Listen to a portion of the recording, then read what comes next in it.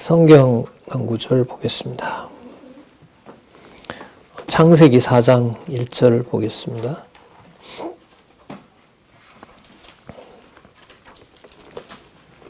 제가 읽겠습니다. 아담이 그 아내 하와와 동침하매 하와가 잉태하여 가인을 낳고 이르되 내가 여호와로 말미암아 등남하였다 하니라. 그가 또 가인의 아우 아벨을 낳았는데 아벨은 양치는 자이었고 가인은 농사하는 자이었더라. 세월이 지난 후에 가인은 땅의 소산으로 제물을 삼아 여호와께 드렸고 아벨은 자기도 양의 첫 새끼와 그 기름으로 드렸더니 여호와께서 아벨과 그 제물은 연락하셨으나 가인과 그 제물은 연락하지 아니하신지라. 가인이 심히 분하여 안색이 변하니 여호와께서 가인에게 이르시되 내가 분하여 함은 어찌미며 안색이 변함은 어찌미뇨. 내가 선을 행하면 어찌 낯을 들지 못하겠느냐. 선을 행치 아니하면 죄가 문에 엎드리느니라. 죄의 소원은 내게 있으나 너는 죄를 다스릴지니라. 7절까지 읽었습니다. 우리 교재는요, 의미분석 성경 개론 75페이지입니다. 거기에 보시면 창세기 4장부터 5장까지 제목이 나옵니다. 자손 저주와 보호 이렇게 나옵니다. 왜 자손 저주와 보호가 나오냐 하면 73페이지에 일단 그 답이 나옵니다. 3장에서 5장까지, 조금 전에는 4장에서부터 5장까지였고요. 3장에서부터 5장까지 아담과 자손을 여호와 하나님께서 보호하시고자 하는 겁니다. 그 자손을 보호하는 것은 약속이고 그 자손을 보호하는 것도 결과인데 또한 결과적으로 보호를 받게 하시는데 과정에 자손이 저주를 받게 합니다. 그게 지금 4장과 5장에서 가장 큰 해결해야 될 문제입니다.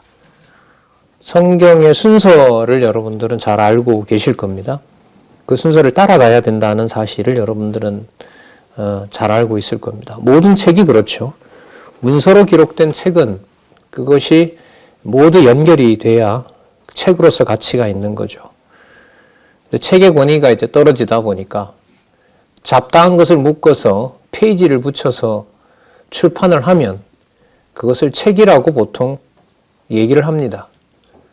그리고 그 연결성이 있다는 것도 좀 된다는 것도 인간들의 어떤 판단 속에서 연결이 되는 것을 우리가 보통 책이라고 얘기를 하고 있죠.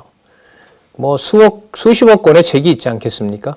그러면 그 책의 어떤 그 가치라고 하는 것이 진리와 연관이 되고 지식과 관계되는데 그것을 연결할 수 있는 틀이 과연 있느냐. 이게 문서를 대하는 가장 중요한 태도입니다. 그 책을 어떻게 접해야 될지를 초등학교에 들어가서 아니면 초등학교 전에 다음 단계를 위해서 초등학교 가기 위해서 아니면 중학교 가기 위해서 대학에 들어가기 위해서 여러분들이 그렇게 공부를 하고 저도 그렇게 공부를 하다 보니 책이 가지는 진정한 가치를 몰랐던 거죠. 그래서 또 지금은 전자책까지 있고요. 또 전자책도 사람이 읽는 것보다 AI가 인공지능이 그 책을 더 많이 알고 있고 필요한 부분을 말로 하면 스마트폰도 마찬가지죠. 스마트폰에 그 목소리 기능을 가지고 무슨 정보를 찾아달라고 하면 스마트폰이 찾아주잖아요. 음성으로도 대답하고 문자로도 알려주고. 그래 도저히 책이라는 문화가 어떤 권위를 가지고 있는지를 현대인들은 모릅니다. 그러다 보니 성경이 하나님 말씀으로 가지는 권위도 같이 거기서 묻혀버린 거죠. 다른 모든 책과 성질이 다르고 하나님이 존재하신다는 사실을 통해서만 성경은 처음서부터 끝까지 되어 있는데 그냥 펴서 읽어서 자기 하고 싶은 대로 말을 하면 그게 성경의 근거를 둔 말씀처럼 얘기한단 말이죠. 너무나 큰 이제 그 일이 벌어진 거죠. 그래서 기독교도 그냥 한 종교처럼 그렇게 대하게 되고요. 기독교인들이 그냥 자기네들끼리 보는 걸로, 또 기독교 내에서도 그 권위에 대해서 그렇게 중요하게 여기질 않습니다. 그냥 문자로 한국어로 번역이 되어서 마음 답답할 때 그냥 읽고, 목회자가 펴라고 하면 펴고, 의식처럼 사용을 하고, 무슨 축문도 아니고 제문도 아닌데, 그렇게끔 진짜 그 가치가 하락되어 있는 것이 성경이고, 여러분들은 그런 시대에 살고 있습니다. 여기에서 우리가 성경을 순서대로 따라가면서 하나님의 살아계신 증거로 여러분들이 들을 수 있다는 것은, 지구상에 지금 있는 세대들, 한 70몇 억 된다 하잖아요. 거기에서 여러분들의 가치는, 저도 그렇고요, 거기에 같이 함께 할 수 있다면 그 가치는 너무너무 중요한 겁니다. 예. 그래서 지금 우리는 그 과정을 여러분들이 보고 계신 의미분석 성경 개론, 이것을 통하여 여러분들이 확인하고 있는 겁니다. 약간은 좀 머리를 좀 비우고요, 책은 이런 것이어야 된다는 사실을 여러분들과 제가 좀 고민을 할 필요가 있다고 봐요. 자, 4장과 5장 우리가 다 읽어보지는 않았지만, 창세기 4장과 5장은 그 밑에 풀어놓은 대로요, 여호와께서 자손의 저주와 보호에 대한 섭리를 계시하시는 내용입니다. 벌써 여러 가지가 복잡해지지요. 주어가 이제 여호와라는 신인 거고요. 그 다음에 저주와 보호라는 내용이 나오는 거고, 그다음 섭리라는 말이 나와요. 이게 섭리는 뭐냐면, 여호와께서 자기가 언약하신 대로 이루는 것을 섭리랍니다. 그 섭리에 가장 가까운 말을 하나 찾으라고 하면, 창세기 1장 26절에 나오는 하나님께서 하나님의 형상을 따라 사람을 만든다고 했을 때 섭리라는 말에 가장 가까운 개념이 여러분들 뭐냐 하면 1장 26절에 나오는 형상이라고 보시면 돼요. 하나님의 형상. 그 하나님의 형상이라는 게 뭐냐면 하나님의 통치를 말하는 거예요. 하나님의 통치가 계속해서 드러나는 것을 뭐라고 하냐면 그걸 섭리라고 얘기를 합니다. 그러니까 신이 모든 걸 주관한다라는 말이 바로 섭리라는 말이에요. 국어사전에도 그렇게 나오죠. 국어사전에도 기독교에서 쓰는 용어인데, 창조주인 신이, 하나님이 모든 걸 주관해 가신다라는 뜻이 바로 이 섭리라는 말입니다. 그러면 저주와 보호도 지금 이 문장대로요, 여호와 하나님이 그렇게 하신다라는 뜻입니다. 자, 그 다음에 4장 1절에서부터 8절, 9절에서부터 12절, 5장까지 자손의 저주와 보호가 나오는 겁니다. 그럼 그게 왜 그렇게 4장, 5장이 거기에 있느냐? 좀 범위를 넓히면 3장, 4장, 5장이 바로 아담도 보호하고 자손도 보호한다는 사실을 보여주고 있기 때문에 그런 거죠. 74페이지에 있는 여러분 선과악, 의와제, 선행과 범죄 관계도는 여러분들이 좀 오랫동안 성경을 공부하면서 그 정리를 해야 될 과제와 같은 겁니다. 하나님 안에 선과 악이 있고요. 하나님께서 선과 악을 가지고 판단할 수 있는 절대적 기준인데, 하나님의 선 안에 선행이 있고요. 악 안에 범죄가 있습니다. 그거 간단하게 풀어놓았고요. 그리고 그 가장 안쪽에 보면 죄악과 영의 소욕이 있는데, 죄악과 칭의가 있는데, 그 다음에 그것은 중생인의 특징이고 타락인의 특징이고, 그 다음에 원인, 본래 만들어진 인류이죠. 타락하기 전에 아담을 얘기를 하는 겁니다. 여러분 여기서 이 도표를 가지고 설명을 해도 제 수준에서도 2시간 이상 설명을 할 수 있습니다. 이 개념 하나하나를 다 설명을 하자면, 개념이 지금 제 눈에 얼핏 봐도 10개가 좋게 넘기 때문에 하나 10분씩만 얘기해도 여러분 100분이거든요. 성경 전체에 바탕을 두고. 그래서 이 그림을 여러분 좀 잘 보시기 바랍니다. 공부해야 될 과제입니다. 1년 전이죠. 1년 전에 영상이 어디에 있는지 모르겠는데, 이 성경신학에 보면 중요한 도표가 5개 내지 6개가 있어요. 지금 우리 강의실에는 다 붙어 있는데, 성경 전체를 이해해 나가는데 매우 중요한 자료입니다. 성경의 바탕을 둔 개념인 거고요. 이 표를 여기에다 이렇게 해놓은 이유는 성경 전체를 봤을 때, 또 성경 전체를 이해할 때 필요한 개념이기 때문에 그래요. 예를 들면 여러분 선과 악 문제만 하더라도 하나님의 기준으로 이해를 하지 않으면 이건 도저히 이해할 수가 없어요. 그래서 지금 현대 사상은 선과 악의 기준을 인간이 만들었기 때문에 인간의 선과 악으로는 절대적 판단을 할 수 없다고 얘기를 하죠. 그걸 상대주의라 그러잖아요. 불교라는 데는 시작할 때부터 불교에서 그 해탈이나 해탈이라는 게 뭐 기독교와 좀 이렇게 비교를 하면 자유, 뭐 구원 이런 의미하고 관계가 되거든요. 그 해탈이라는 게 뭐 본내가 사라지고 뭐 이런 의미란 말이죠. 그때 시작할 때 불교는 뭐라고 하냐면 죄는 무자성이다라고 얘기를 합니다. 죄의 무자성이라는 말이 무슨 뜻이냐면 죄라고 하는 것은 자성, 그 자체 성질이 없다는 거예요. 그러니까 선과 악이라는 것은 본래 이 땅에 존재하지 않는다. 존재하지 않는다는 거예요. 그게 인간적인 어떤 현상을 두고 말하는 거죠. 그러나 성경은, 기독교는 인간으로부터 출발하는 것이 아니기 때문에 선과 악을 하나님께서 정하여 놓으셨고 하나님께서 알려주셔야 되고 하나님께서 깨닫게 하셔야 되고 하나님께서 믿어지게 해주셔야 되는 겁니다. 그래서 우리가 기독교인으로서 이 얘기를 할 때 모든 것이 자기 주관대로 자기 중심대로 이렇게 의식하면서 살아가는데 그걸 그리스도를 배제하고는 전부 그걸 우리가 죄라고 하는 겁니다. 그 죄는 바로 하나님이 필요 없이 내가 내 삶의 주인이 된다는 거죠. 자, 하여튼 이렇게 시작해서 이 도표를 설명하자고 해도 한 2시간 필요합니다. 이 저자의 강의는 2시간까지는 안 가지만은요, 그 의미를 제 나름대로 이렇게 이해한 부분을 또 이렇게 여러분들에게 설명할 수 있으면 좋을 텐데, 나중에 여러분들이 누군가가 먼저 얘기를 해주면 이 도표가 이런 뜻입니까? 라고 여러분들이 시작해주면 제일 좋고요. 아니면 여러분들이 강의를 찾아서 들으셔도 되고, 성경 개론에 나올 겁니다. 이 박영기 원로의 강의 중에 의미분석 성경 개론 1919년에 나왔으니까요. 1919년 무렵에 보면 의미분석 성경 개론 강의가 있을 겁니다. 그 강의는 중간중간에 장이 끝날 때마다 질문도 들어가 있고요. 그리고 거기에 도표 설명도 후반부에 나옵니다. 꼭 들으셨으면 좋겠습니다.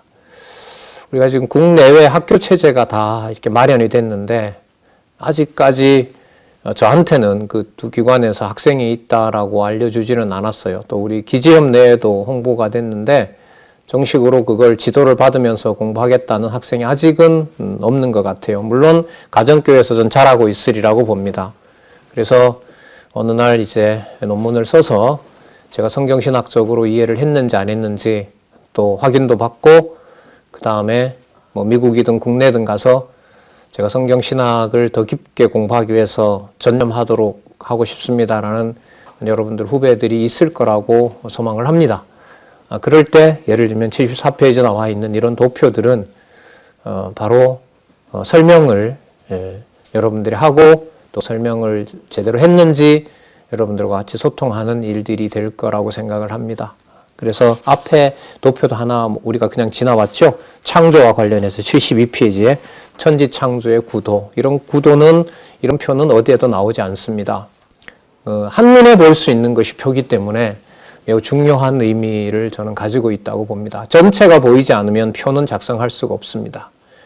우리가 말로 보면 여러분들 학교에서 강의 들으면 알겠지만은 참 유익하고 유능한 그 교수님들은 마지막 그 학기에 가서 정리를 꼭 해주시죠. 그러면 아주 중요한 정보를 딱 요약하지 않겠습니까?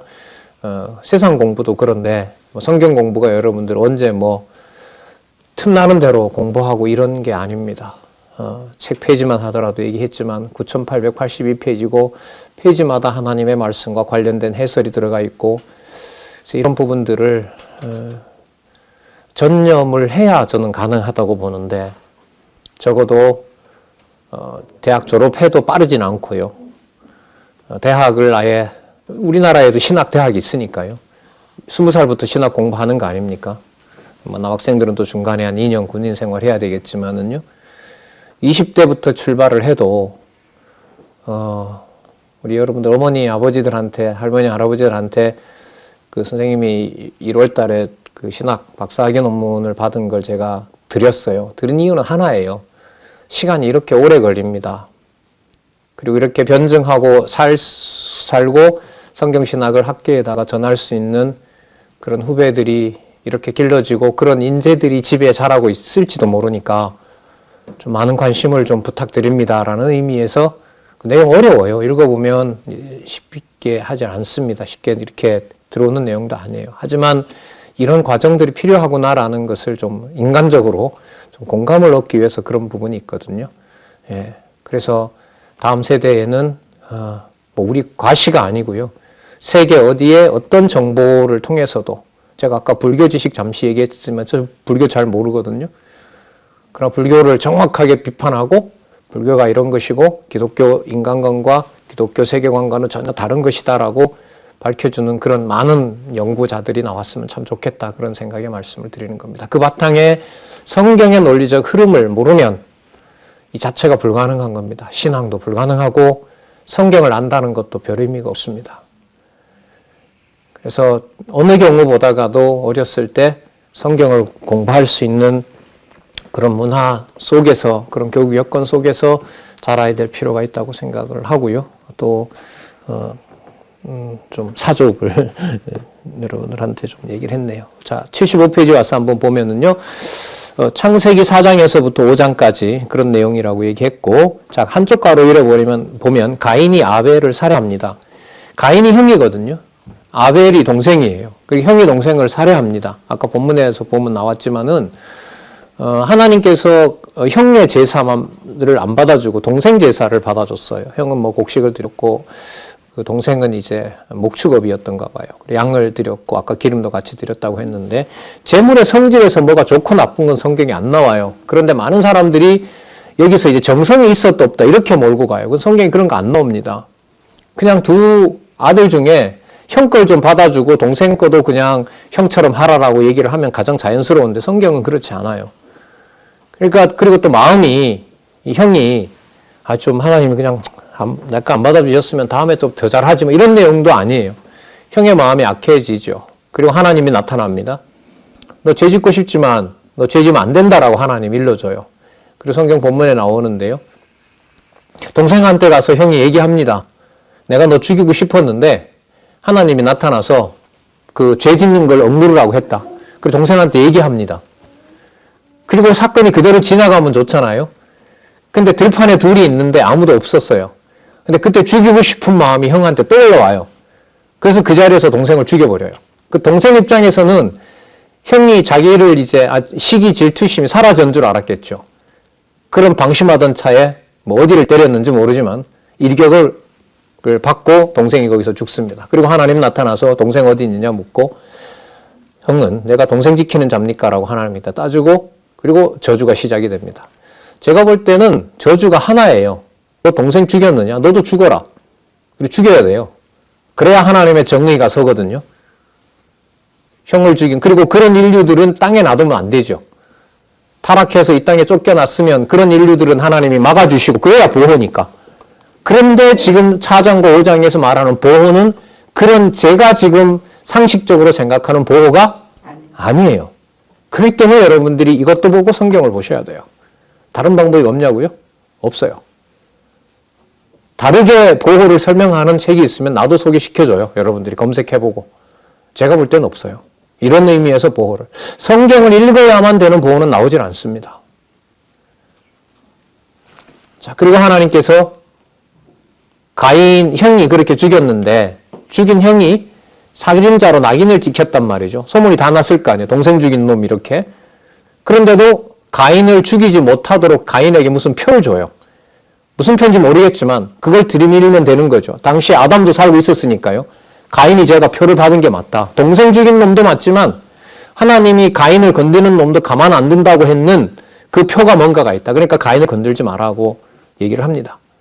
자, 그게 여러분 4장 1절에서부터 4장 12절까지 진행되는 가인이 아벨을 살해하고 범죄한 가인을 저주한 내용이고요. 그 밑에 더 설명을 했죠. 4장 1절에서부터 13절은 24절까지 보면 가인에게 뭘 베풀어요? 긍휼을 베풀어요. 뭐한 누구에게? 동생을 죽인 가인에게 긍휼을 베풀어요. 여러분 이게 이해가 되나요? 안 돼요. 이해가 안 됩니다. 그럼 이걸 이해하는 방법은 질문을 가지고 보는 수밖에 없어요. 이게 왜 여기에 이런 내용이 나왔지? 질문을 가지고 저 같은 사람이 이렇게 안내를 하거나 여러분들 부모님이나 또 여러분들이 지금 공부하고 있는 뭐 대학반이나 그 고등부에 선생님들이 계시죠. 그 선생님들이 그걸 이제 설명을 해드릴 거란 말이죠. 그래서 그 본문을 따라가는 거예요. 자, 그리고 4장 16절에서부터 24절에 보면 가인이 여호와를 떠납니다. 롯 땅에서 살아가면서 빌빌거린다 이렇게 나와야 되거든요. 뭐 한다고 나와요 지금? 번성해요. 번성합니다. 번성하는데 날카로운 무기도 만들고요. 성도 만들어요. 성도 만들. 이 기술이거든요. 날카로운 기술은 여러분 하이테크 최첨단 첨단 기술로 무기를 만드는 거예요. 아주 날카로운 비술을 만들었다고 나오거든요. 그리고 또 악기도 만들어요. 즐기기도 하고 목축 기술도 가지고 있어요. 이거는 분명히 무슨 증거가 아니에요? 여기 나오는 대로 저주한 내용이 아니에요. 저주한 내용이 아니에요. 그리고 이 대답은 지금 이게 4장인데 나중에 저기 9장 가서 나와요. 이 인류들을 하나님께서 다 쓸어버립니다. 다 죽이고 노아의 자라는 노아와 노아의 가족 8식구만 살리면서 다시 그 세 아들 중에 또 한 아들을 선택하는 일들이 벌어집니다. 자, 그 다음에 그래서 이 문제를 풀어야 돼요. 자손의 저주라는 말은 뭐냐면 1차적으로는 하나님의 선택한 자녀인 아벨이 형한테 맞아 죽는 것도 아담 입장에서 보면 자손이 뭐 받은 거죠? 저주 받은 거죠. 동생이 형 손에 죽었는데 그리고 하나님이 받아준 제물이잖아요. 아벨의 피는. 예. 그리고 죽인 형은 잘 돼요. 하나님이 보호도 해주세요. 단지 땅 농사는 안 되고 육축을 해야 된다는 거죠. 그러니까 땅 농사는 안 돼도 먹고 살 수 있는 방법이 있는 거죠. 그리고 보호해주는 성도를 쌓게 해줬고요. 날카로운 무기도 만들어줬고요. 여러분 대한민국 같이 이렇게 착한 나라가 최첨단 무기를 갖는 게 좋아요? 아니면 주위에 있는 저기 얍삽하고 아주 미운 나라, 어느 나라라고는 얘기를 하진 않을게요. 그 나라가 여러분 최첨단 무기를 갖는 게 맞아요? 착하고 좋은 사람한테 여러분 강한 무기를 줘야 여러 사람을 보호할 거 아니에요. 그래서 성경은 처음부터 이게 맞질 않아요. 굉장히 힘듭니다. 성경은 공부하기가. 그 고뇌를 가지고 좀 인간적인 얘기지만 그런 고뇌를 가지고 하나님 살아계신 것이 아니면 성경을 알 수 없다라고 처음서부터 끝까지 여러분 이 증명을 해놓은 책이 40여 년 이상의 연구 결과인 바로 여러분이 가지고 있는 이 책입니다. 1987년에 첫 판이 나왔고요. 그전 강의하신 것까지 치면은 시간은 훨씬 더 오래되죠. 그게 여러분 만약에 1900 여러분 태어나기도 전일 텐데 1980년으로 치면은 지금 같은 경우에 지금 40년이 넘고 있다고 보면 돼요. 출판 연도로 보면 87년에 나왔으니까요. 24년인 거죠. 예. 찍힌 책만 하더라도 10,000부가 넘는 책이고요. 예. 여러분, 얼마 전에 우리나라 얼마 전이 아니죠. 엊그제 전 법무부 장관이었던 사람이 가족들이 전부 이렇게 검찰에 조사받은 얘기가 있는데 가족들이 전부 어쨌든 살아나서 해서 자기 회고록을 쓰면서 그랬잖아요. 가족의 피를 찍어서 쓴 책이다. 이렇게 얘기를 하거든요. 그 사람 좋아하고 싫어하고 그걸 떠나서 글을 쓴다라는 게 여러분 자기 지식 자랑을 위해서도 쓰는 거지만은요. 안 쓰면 안 되는 신이 죽었다고 말했던 니체도 그랬어요. 나는 내 글을 피로 쓴다 그랬어요. 신이 왜 죽었는지를 다 신은 살아있다고 하는데 신이 죽었다는 증명을 나는 해야 되겠는데 그걸 내가 장난으로 지식 자랑으로 쓰겠냐는 거예요. 그래서 이 글 문화도 보면은요.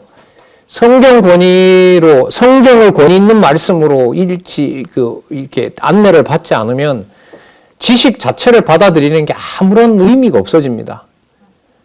여러분들 어머니나 여러분들도 부모가 되면 마찬가지일런지 모르죠. 책 많이 읽고 뭐 하라. 책 많이 읽으면 못 견뎌요. 질문이 많아져서.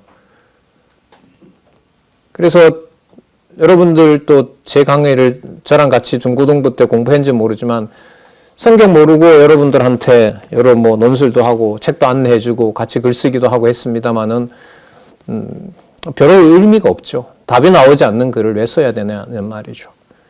그래서 여러분 첫 부분부터 이게 난제입니다. 사실. 성경 본문에 뭐라 나오는지 하나하나 안 읽을 수가 없게 만들어요. 왜 이 다음에 이런 내용이 나오지? 자, 그 다음에 가인에게 긍휼을 베풀어요. 그 다음에 일단 제목을 한번 볼게요. 아벨에게 긍휼을 베풀었다는 말이 죽은 자 아니에요. 죽은 아벨에게 긍휼을 베푼다는 게 무슨 의미일까요? 아벨을 살려내야죠.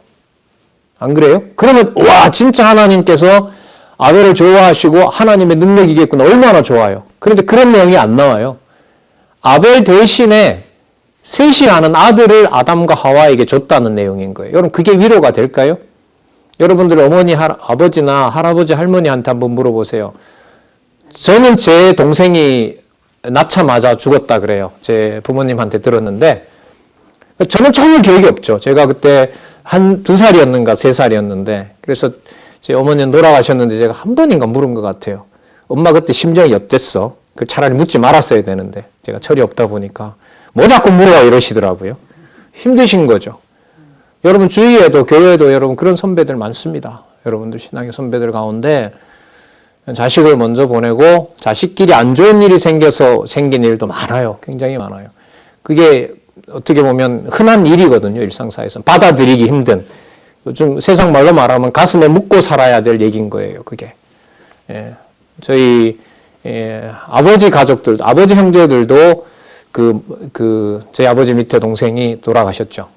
돌아가시고 주일날 돌아가셔서 지금도 제 살아있는 제 고모님은 걔가 주일날 교회를 안 나가서 사고를 당했다고 지금도 그렇게 생각합니다. 50년 전 일인데 한이 되고 있어요. 그 교회 가서 늘 기도할 때 주일을 지키게 해달라 그렇게 기도를 해요. 몇 번 말씀드렸는데도 안 되더라고요. 못 돌아오시는 그걸 풀 수가 없는 거예요. 그럼 여러분 여기에서 아벨은 아벨대로 죽였지만 셋을 줬으니까 됐구나 그렇게 이해가 될까요? 안 되죠. 안 돼요. 그럼 이게 뭔가 다른 의미가 있는 거예요. 성경은. 이렇게 적어 놓을 때는. 여러분 이걸 읽고 잘하면 복 받습니다. 목사님 말씀 잘 들어야 됩니다. 교회에 나오면 이게 전부 다 하나도 맞지 않아요. 성경은 그렇게 시작하지 않습니다. 수능 치는 것보다 여러분이 더 골몰해야 이해가 되는 게 성경이에요. 인간적인 얘기지만. 근데 여기 보면 아벨에게 긍휼을 베풀었다고 하는데 밑에 읽어볼게요. 밑에서 두 번째 줄. 아담이 죽은 아벨 대신에 셋을 낳고 계속 자녀를 낳아요. 자, 단어가 태어난다라는 것을 지금 이 제목에 보면 긍휼을 베풀었다고 하죠. 그럼 이때 긍휼은 내용으로 보면 내용에서 이렇게 끌어나와야 돼요. 자녀들의 그 아벨과 같은 그런 하나님의 자녀가 이어지는 것이 긍휼을 베푼 거구나. 이렇게 정리를 해야 돼요. 그럼 이때 긍휼을 우리가 생각하는 일상사에서 긍휼이라는 것을 가지고 접근하면 이게 이해가 안 되는 거예요. 자, 이건 이제 또 중요한 의미가 있죠. 아담에게 생육하고 번성하라고 하는 약속을 주셨기 때문에 그 약속이 지켜지는데 그걸 하나님께서는 아벨을 지목했단 말이죠. 그런데 그 아벨이 뭐예요?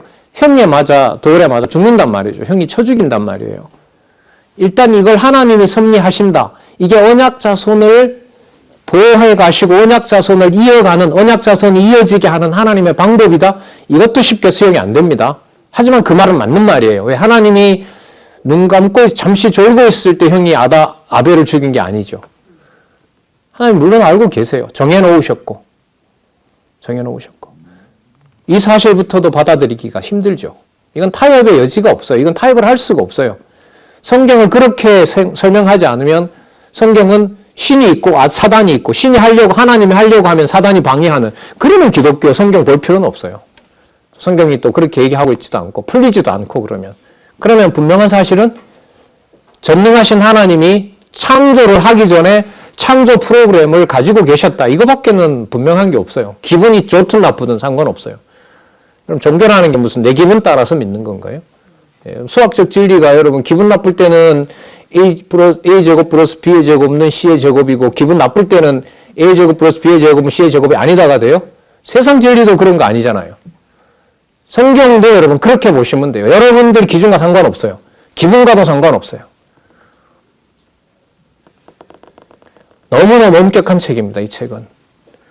그래서 사람이 어떤 내용을 이해했다고 해서 그거 무슨 성적을 매기거나 이만큼 공부해와야 너가 어느 단계까지 됐거나 우리 뭐 대학이 세워졌다고, 우리 대학이 아니죠. 여러 기관에서 이제 두 기관에서 성경신학을 통해서 제도권에서 양육할 수 있는, 제도를 받을 수 있는 환경이 만들어졌다고는 하지만 다른 데서 학점 주고 몰아치는 이런 방식은 아니에요. 연구자가 없으면 졸업생은 안 나오는 겁니다. 뭐 그걸 가지고 억지로 조작을 요즘 뭐 그 조작도 할 수 있으니까요. 글쎄요. 그렇게 해서 성경의 깊은 진리를 깨달을 수가 있겠습니까마는. 자, 가인에게 긍휼을 베풀었다는 내용이 셋이라는 이름을 줍니다. 그리고 밑에 보면 죽은 아벨 대신 태어난 아들 셋의 후손이 뭐예요? 번성합니다. 그럼 여러분 이 셋의 후손이 이제 번성해서 하나님의 자손 언약을 이루어 나가는 당사자가 됐다고 하면 아까 그 쫓겨난 가인보다가는 여러분 더 훌륭한 무기를 만들 수 있거나 더 강한 무기를 만들 수 있어야 또 이 형의 족속들이 괴롭힐지 모르잖아요. 그러니까 좀 더 큰 성을 줬다거나 이런 내용이 나오면 좋은데 그런 거 안 나와요.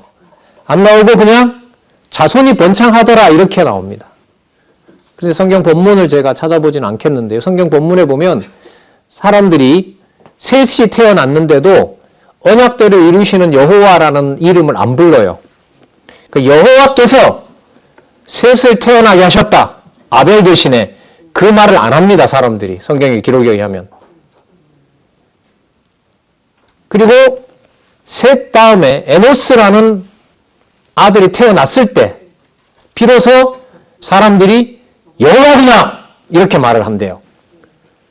그러니까 셋이 있을 때는 이름을 사람들이 안 부르는 게 아니라 하나님께서 아직 못 부르게 합니다. 왜? 무슨 트라우마가 있기 때문에. 예, 아벨이 언약 자손인데 아벨이 의로운 제물을 드린 자손인데 아벨이 형한테 돌아맞아 죽는데 셋이라고 온전히 잘 커갈 수 있다는 보장이 없는 거예요. 그 트라우마라 그러죠, 그런 게. 뭐 할 수도 있어요? 그 저 강한 가인의 후손들한테 또 맞아 죽을 수가 있는 거예요. 그러니까 안 불러요, 사람들이. 주어를 여호와로 넣으면 여호와께서 못 부르게 하신 거예요. 그래서 여러분, 여호와를 하나님이 기쁘시게 여호와 이름을 부르게 하는 걸 여러분이 부른다고 이로운 게 아닙니다. 여러분이 의로운 자가 되는 것도 아니고 제가 의로운 자가 되는 게 아니에요. 수백 번 여호와를 고백한다고 해서 그게 여호와를 믿는 신앙이 나한테 있다는 걸 내가 증명할 수 있는 게 아닙니다. 부르게도 하고 못 부르게도 하고 믿어지게도 하고 그걸 경외하게도 하는 걸 전부 누가 하신다고요? 여기 보세요. 그렇게 하시잖아요. 4장 꼼꼼히 잘 읽어보시기 바랍니다. 그래서 에노스를 주니까 사람들이 그때야 비로소 여호와 이렇게 부른다는 거예요. 그럼 언약 자손을 이어지게 하는 방법이 누구 방식과는 다르죠? 인간 방식과는 다르죠. 그리고 그 여호와를 부르는 때와 시기도 누가 정해놓으셨죠? 여호와께서. 그 여러분들이 20살 될 때까지 믿는 부모님 가정에 태어났다고 해도요. 성경을 하나도 안 봤을 수도 있어요. 그리고 매일 성경을 봐도 아직도 여호와가 안 믿어지는 분이 있을 수도 있어요. 그게 여러분 나쁜 게 아니에요, 성경은. 그걸 문제로 지적을 하면 안 돼요. 제가 그걸 문제로 지적하면 안 돼요. 그건 제가 보는 문제인 거죠.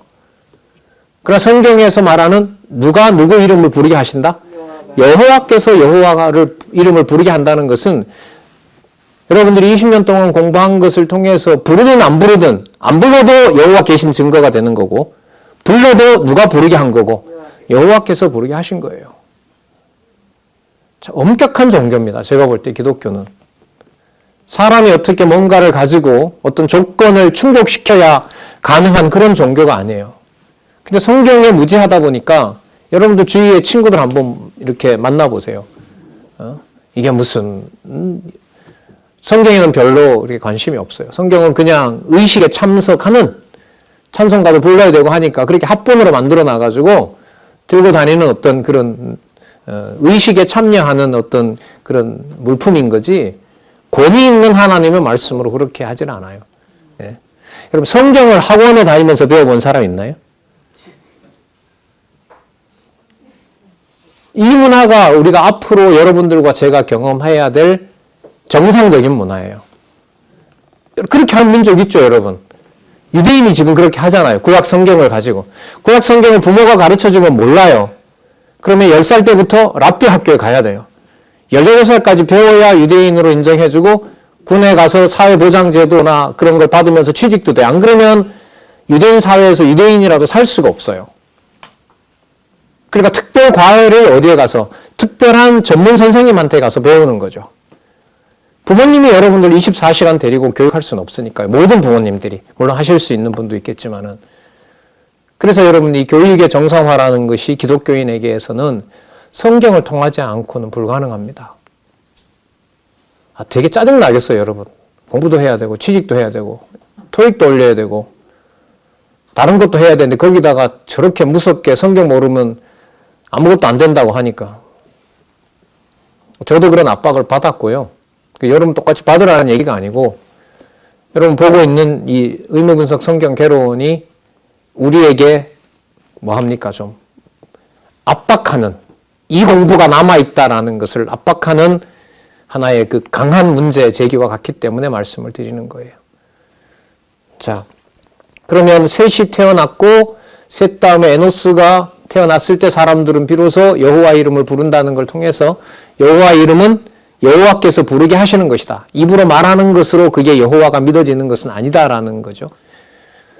자, 여러분 여기서 제가 지난 주말에 포항에 가서 강의를 했는데 한 5시간 지금 올라와 있는데 제가 거기서 이제 여기서 가인의 후예들은 굉장히 큰 성을 만들고 견고한 성을 만들고 나라를 이루어서 하는데 왜 아벨 족속은 이렇게 그냥 번성한다는 얘기만 나오느냐, 그걸 하나님의 큰 일이라고 할 수 있느냐, 그와 관련해서 제가 강의를 해놓은 게 있는데요. 관심 있으면 여러분들 꼭 좀 봤으면 좋겠는데, 그때 이제 제가 좀 하나 눈에 들어온 건 뭐냐면 아벨이 죽었잖아요.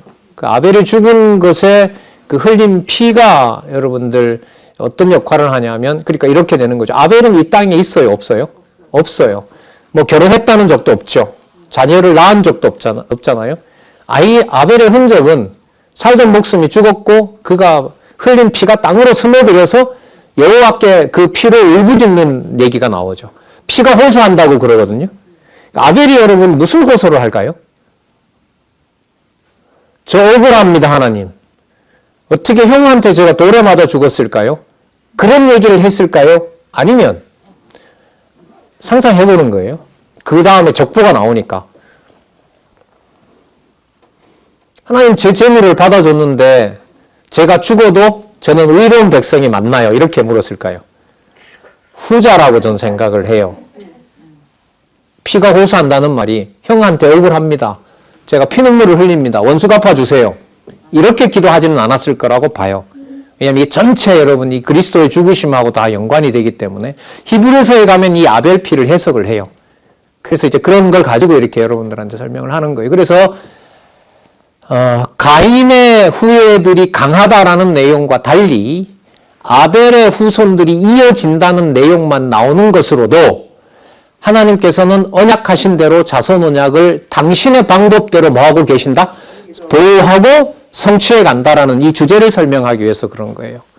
그러면 아벨이 호소한 피가 자신이 하나님의 의로운 백성이지만 죽은 것으로 끝나는 것이 아니라 하나님의 의로운 뭐가 되는 거냐면 제물 역할을 하는 거죠. 그래서 셋은 보지는 못했지만 혈육으로 본다라면 뭐냐면 아버지 뻘인 거죠. 셋 다음에 아벨 대신에 형제가 되겠네요. 아벨 대신으로 누구를 줬다고 하니까 셋을 줬다고 하니까 그때 말하는 아벨 대신은 뭐냐면 의로운 제물을 받아주고 자기 자신이 뭐가 돼버리는 의의 제물이 됨으로써 그 의의 제물을 이어나가는 계보를 강한 나라인 가인에게 준 것이 아니라 거기는 그냥 그대로 내버려 두고요. 그러니까 강한 것이 뭐냐 하면 인간의 왕국을 만드는 자기네들끼리 사는 힘이 되는 거죠. 누구 필요 없이. 하나님이 필요 없이. 그러나 아벨의 가문은 셋이 났을 때도 부르지도 못하던 이름을 에노스가 태어나니까 누구 이름을? 여호와 이름을 부르는 그 자식의 계보를 만들어주는 그 엄청난 그야말로 대신 구속 제사를 아벨이 보장을 해준 일이 돼버리는 거죠. 그러니까 아벨 후손들은 누구 자녀가 맞다는 거죠? 하나님의 자녀가 맞고 아담에게 해줬던 자손 언약의 당사자가 흘린 피를 대가로 지불된 아벨의 이름으로 나오는 셋 이후의 모든 자녀들이 누가 되는 거죠? 언약 자손이 되는 거죠. 그리고 노아 시대 때 가서 일단 다 쓸어버리는 거죠. 다 쓸어버리고 그 셋의 후에, 그래서 여러분 여기 가면 읽진 않았는데요. 5장 6절에서부터 32절에 보면 죽은 아벨 대신 태어난 아들 셋의 후손이 번창한다는 내용이 나오는데 이 내용에 가면 여러분 셋의 족보가 쭉 나와요. 그래 누구 나코가 나오고요. 5장 32절에 누구 얘기가 나오냐면 노아의 세 아들 얘기가 딱 나와요. 그리고 그 세 아들 가운데 여러분들 아시겠지만 셈과 함과 야벳 가운데 하나님의 이름을 두는 자는 누구로 삼죠? 그래서 셈이라는 뜻이 여러분 무슨 뜻이냐면 이름이라는 말이에요. 셈이라는 말이. 셈족이라는 말이 뭐냐면 이름이에요. 누구 이름일까요? 자, 우리가 들었으니까요. 아벨의 피를 통하여 하나님의 자녀로 인정받아서 하나님의 여호와를 부를 수 있는 이름, 그 이름이 담겨있는 족속, 그 이름이 이름이라는, 네임이라는 뜻을 가지고 있는 셈이라는 말이에요. 그리고 나중에 세 아들에게 축복과 저주를 할 때 셈에게는 하나님이 어떤 축복을 하냐면 셈의 여호와를 찬양하라 그럽니다. 그러니까 셈은 여호와의 이름, 셈이라는 그 자체가 이름이니까요. 셈이라는 뜻이 이름이라는 뜻이에요. 누구 이름? 여호와의 이름. 누구로부터 보장받은? 선조인 아벨로부터 보장받은, 아벨을 통하여 보장해 주신 누구의 언약자손? 여호와 하나님의 언약자손이라는 의미가 나와요. 그래서 족보 너무너무 중요하다. 마태복음 1장 1절 이후에 봐도 여러분들 족보 나오죠. 누가복음에 가도 족보가 나오고요. 창세기에는 여러 번 족보가 나와요. 그때 그 자리에 족보가 나오는 것은 매우 중요한 의미를 가지고 있습니다. 성경에서는. 설명을 저는 안 하면 안 된다고 봐요. 지금 5장에 여러분 족보가 나오거든요. 11장에 가서 족보가 또 나와요. 나중에 여러분 출애굽할 때 족보가 또 나와요. 그리고 나중에 또 역대기 가면 족보가 나오고요. 에스라에 가면 족보가 나오고요. 에스더에 가면 족보가 나와요. 에스라 느헤미야에 가면 족보가 나와요. 그러니까 창세기부터 에스더서까지 보통 이 구약 성경을 그걸 역사서라고 하거든요. 창세기, 출애굽기, 레위기, 민수기, 신명기, 여호수아, 그다음에 사사기, 룻기, 사무엘상, 열왕기상, 역대기, 상하, 에스라, 느헤미야, 에스더. 이 내용을 역사서라고 부르는데 그 중간중간에, 진짜 중간중간에 뭐가 나와요? 족보가 나와요. 그 족보를 이해할 때 오늘 여러분들이 얘기했던 언약자손인 아벨이 죽었지만 그 아벨의 흘린 피가 여호와께 그야말로 호소하는 피가 되어서 당신의 자손들이 자기처럼 돌에 맞아 죽는다 하더라도 언약 자손으로서는 그 권위가 사라진다? 반드시 보호된다. 반드시 보호된다라고 하는 사실을 여러분들이 염두에 두시고 족보를 보시면 돼요. 예. 그래서 아벨이 죽은 다음에 뭐가 기록이 되어 있다? 강한 나라, 가인의 나라에 비해서 달랑 너만 나온다? 누가 나코라는 족보밖에 안 나온다. 그런데 그게 더 큰 하나님의 언약 자손을 번성하게 하시는 증거가 된다. 이렇게 보시면 돼요. 그러니까 누구 중심인 거예요, 이게? 여호와와 여호와의 능력 중심이 바로 성경이라는 얘기예요. 그래서 5장 아까 마지막 절에 뭐가 나올 수밖에 없다? 족보가 나올 수밖에 없다. 누구로부터 시작하는? 아벨로부터 시작하는. 그래서 여러분 5장 1절에서부터 보면 나오잖아요. 아담 자손의 계보가 이러하니라. 다시 나오는 거예요, 이게.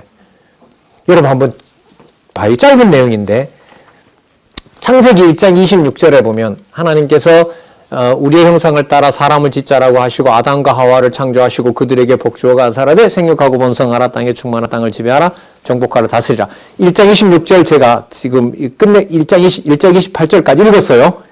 그리고 그 다음 내용을 제가 다 뺄게요. 다 빼고 자 그리고만 넣고요. 그리고 자 5장 1절로 왔어요.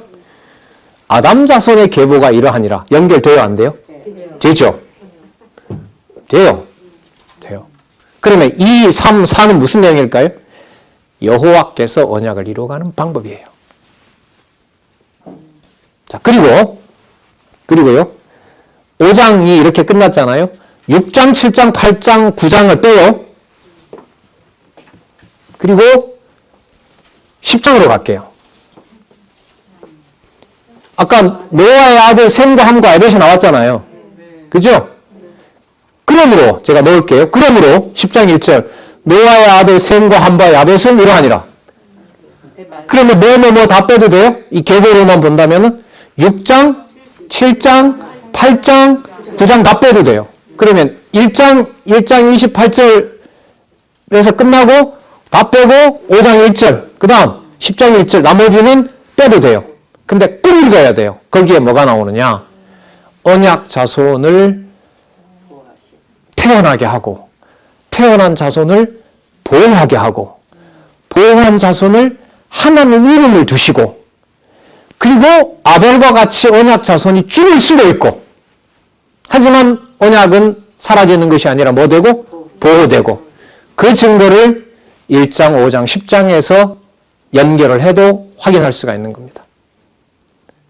그렇다고 1장, 5장, 10장만 읽으라는 거 아닙니다. 여러분, 제가 그렇게 말한 적은 없어요. 여러분은 그렇게 고약한 사람이 없겠지만은, 그래서 여러분들이 이제, 여러분 아마 저한테 이렇게 논문 지도받으러 안 올 것 같은데, 요거 끝나면 다음 시간에 시험 칩니다. 이러죠, 저는. 창세기 1장에서부터 10장까지 오늘 말씀드린 것 중에 확인할 거니까 본문들 많이 읽어오셔서 생각나는 거 한번 적어보세요. 그리고 어느 정도 알고 있는지 확인을 하고 또 그 다음 내용을 나가야 되니까요. 자, 놀랍죠? 성경이 이렇게 되어 있어요. 족보 나오면 긴장해야 돼요. 왜? 이제까지는 무슨 내용이었냐면 내가 언약한 대로 내 방식대로 이룬다라는 게 전부였다고 보시면 돼요. 그리고 이게 또 언제 나오냐면요. 제가 처음에 창세기 1장부터 36장까지 한다고 했잖아요. 그럼 어디에 나올까요? 창세기 36장 가면 이게 나와요.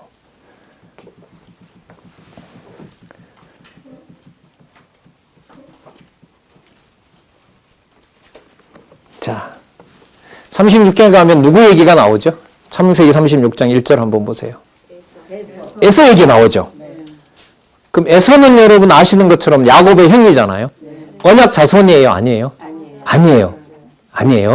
아닙니다.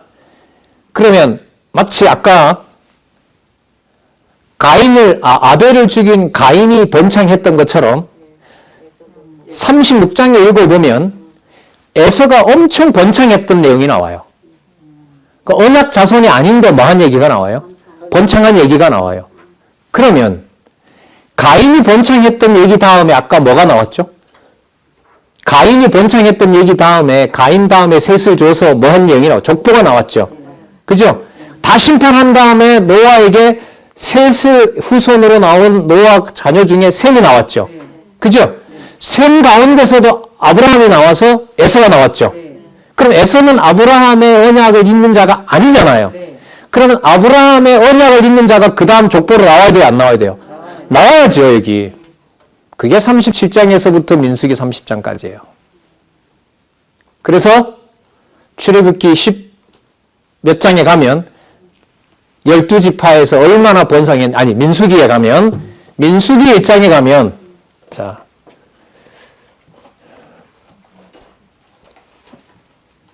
민수기 1장에 가시면 1장 2절 볼게요. 너희는 이스라엘 자손의 모든 회중의 각 남자 수를 그들의 가족과 종족을 따라 그 명수대로 계수해라. 자, 민수기 내용이 여러분 자손 언약을 애굽에서 성취한 내용의 증거거든요. 그러면 여러분 이게 또 어떻게 되냐 하면은요. 아까 창세기 36장에 에서가 나왔으니까 에서가 번창만 하면 성경은 안 돼요. 야곱의 후손이 번성해야 되잖아요. 그럼 야곱 후손이 번성한 내용이 창세기 37장부터 야곱의 가족들이 애굽에 갔더라라는 걸로 창세기가 끝나요. 그리고 출애굽기 나오죠. 출애굽기 다 끝났어요. 자, 민수기가 시작이 돼요. 출애굽기의 내용들 전체의 내용들이 끝나고 민수기가 시작될 때 이렇게 되는 거죠. 창세기 36장에 에서가 번창한 것이 나온 게 나왔지만 에서가 번창하는 것이 아니라 언약 자손이 번창했다는 얘기가 나오죠. 그죠? 그런데 그 언약 자손이 번창했던 얘기가 어디에 가서 나온다? 민수기 1장 2절에 가서 나온다. 이렇게 보면 돼요. 이게 여러분 족보예요. 그리고 이 자손의 거룩함은 아무리 뭐 범죄하고 뭐 한다 하더라도 아까 말했던 아벨의 제사의 피를 통해서, 이건 히브리서에 근거한 그 얘기입니다. 히브리서에 드렸던 아벨의 거룩한 피가 그리스도의 대속 사역으로서의 대속주로서의 예표로서 모형이기 때문에 아벨의 죽는 피로 말미암아 그 후손들이 비록 가인의 후손처럼 강하지도 않고 에서처럼 강한 나라, 좋은 여러분 에서의 에돔 왕국이 철옹성이거든요. 진짜 세계에서 가장 좋은 그야말로 벙커, 암벽 뭐 이런 걸로 해서 도저히 무너질 수 없는 곳이에요. 그래서 보기에는 허허벌판에 있는 동그란 동산 위에 예루살렘이 있잖아요. 공격하기 얼마나 좋아요. 그런데 그곳이 누구의 이름이 보존되는, 여호와의 이름이 보존되는 곳이라는 사실을 여기 이제 민수기 1장 2절에서 이렇게 다시 족보를 확인해 주고 있어요. 그리고 민수기 족보는 다시 민수기 끝에 가서 또 한 번 확인해 주고 나중에 저기 이제 여호수아 지나서 사기 역대기 가면 나중에 역대기 가면 이 내용이 또 나오고요. 예. 그렇게 해서 지금 여기 오늘 말씀드린 대로 여호와의 자손 보호는 누구 방법대로 하신다? 방법대로 하신다. 아벨이 죽는 순간은 하나님이 없다? 아니다. 누가 언약 자손을 거룩한 백성으로 만드는 일이다? 여호와께서. 이 땅에서 생명이 끝나더라도. 그러면 뭘 초월하는 거죠? 언약 자손은? 육신의 생명을 초월한 언약 자손이 보호가 되는 거예요. 한마디만 말하면 여러분이 속한 여러분들 가정교회나 여러분들이 보고 있는 여러분들에게 신앙을 물려준 여러분들 부모나 여러분들 할아버지 할머니나 육신적인 생각에서 좀 여러분 좀 이렇게 업그레이드 되기를 바랍니다. 혈육으로 물려받은 것이 아니라 진리의 말씀을 그분들을 통해서 받았으면 어디에 속한 누구의 자녀임을 알려준 경우다. 그렇죠. 하늘에 속한 하나님의 자녀임을 알려준 겁니다. 그 비밀을 알려주려고 하는 것이 여러분들 세대가 가지고 있는 의미고요. 부모님들과 또 할아버지 할머니들을 통해서 또 아니면 혼자 고아로 태어난 분이 있을 수 있으니까요. 그렇게 여러분들을 진리 아래로 인도해 준 분들이 바로 오늘 좀 상징적으로 아벨의 흘린 거룩한 피가, 그리스도의 보혈의 피가 여러분들과 나를 땅에서 살지만 누구에게 속한, 하나님에게 속한 자녀임을 보증하는 겁니다. 누구도 이건 건들면 안 돼요. 여러분 혹시 너 교회 다니는데 그런 행동하면 돼라는 말을 들어서 상처를 받은 게 있으면 지웠으면 좋겠습니다. 말이 통하지 않아요. 그게 말이 되는 게 아닙니다. 하나님의 자녀는 그런 게 아니에요. 혹시나 젊었을 때 남에게 어떤 폭력을 가하거나 집단적인 폭력을 당했거나 하는 분도 있다면은 말씀으로 돌아와서 하나님 자녀인 그 중요한 정보를 성경을 통해서 받았으면 좋겠습니다. 예, 다음에 6장부터 76페이지부터 주제 설명을 하고요.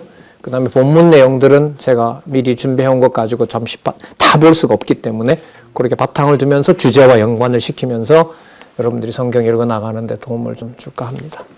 예, 본문 여러분 당연히 여러분 읽기를 원하죠. 6장에서부터 적어도 한 20장까지는 아브라함 사건까지요. 아브라함 사건까지는 좀 읽으셨으면 좋겠어요. 20장까지. 기도하겠습니다. 하나님의 아버지 감사합니다. 하나님의 놀라운 섭리 앞에 하나님 우리의 모든 생각과 판단을 내려놓고 싶습니다. 진리의 말씀으로 기록한 하나님의 말씀으로 우리의 영혼을 채워주시옵소서. 무지하고 둔탁하고 악하고 답답한 심정을 진리의 말씀으로 영원한 하나님의 나라에서 공급하는 생명의 양식을 공급받을 수 있도록 보혜사 성령께서 진리의 등불이 되어주시기를 원합니다. 귀한 진리의 자녀들, 후배들 하나님 그래도 많이 자라고 있습니다. 무한한 긍휼을 베푸셔서 어떤 일을 보다가도 하나님 학교 생활이 혹은 직장 생활이 힘들고 지치더라도 진리의 말씀으로부터 떠나지 않도록 하나님 꼭 지켜주시옵소서. 예수님의 이름으로 기도드렸습니다. 아멘.